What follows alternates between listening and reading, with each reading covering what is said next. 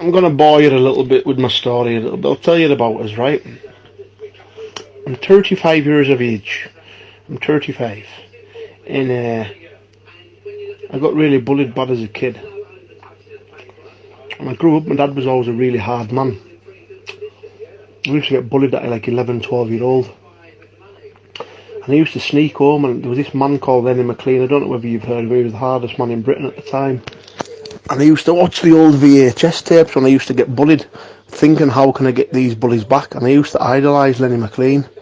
And I used to say to my dad when I was a kid, I want to be the governor. I want to be like Lenny McLean, Dad. Nobody ever took me serious.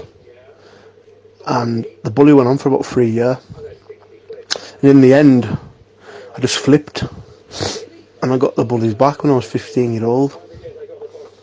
But it was kind of the worst thing I could have done, because then I became a fucking lunatic, and I knew I could fight, but I used it to my advantage. But I didn't target people. I just used to target doormen, because at the time the doormen where I lived were bullies. So I was kind of bullying them, to be honest with you. But as I got harder and tougher, I used to think back, because I had a reputation about 19-year-old, I think, how could I let people bully me? And it made us feel worthless. So I went on coke to block out the shame. And a couple of other things happened to us when I was younger as well. I'll tell you when I see you and that, but it all played on my mind. I felt weak and horrible, but not realising the drugs got me hooked. And then I went into a world of debt collecting and violence. I've been a mug, really. I've been a mug. People using me to do their dirty work. That's exactly what it was. Just an absolute fucking fool.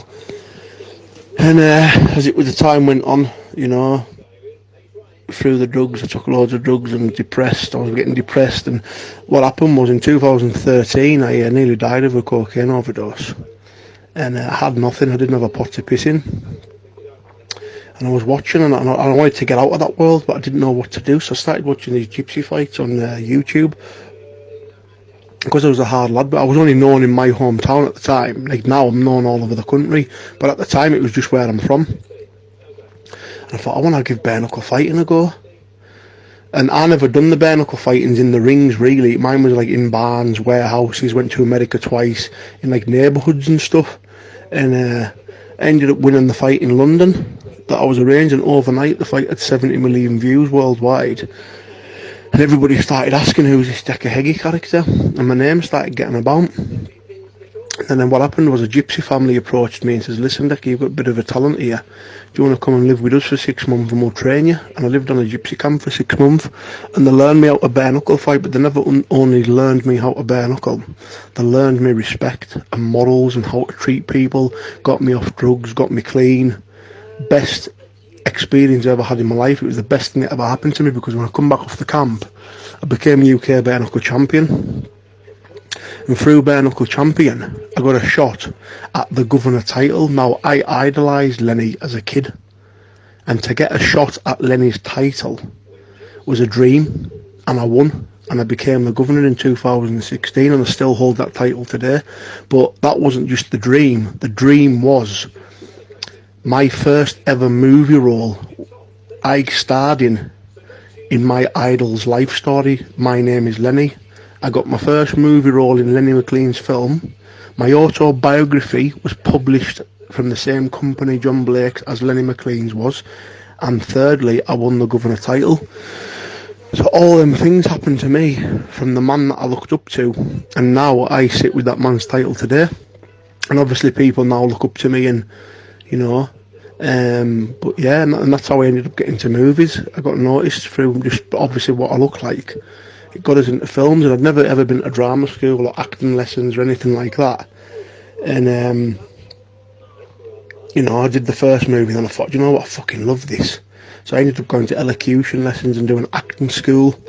And now I just recently finished doing The Corrupted with Noel Clarke and Sam Claflin, who's out of Pirates of the Caribbean, and Naomi Ackie, who's just got the lead role in Star Wars. I just work with them, and that comes out in January, and I got a big part in that movie, so it's great. And then obviously just recently I've just got an American agent, and yeah, so I've kind of got away now from the bare knuckle violence and now went into movies, you know what I mean? And that's what I want to do, because at the end of the day, what happened was I used to hate the man that I was, and I didn't like me, and I was very insecure.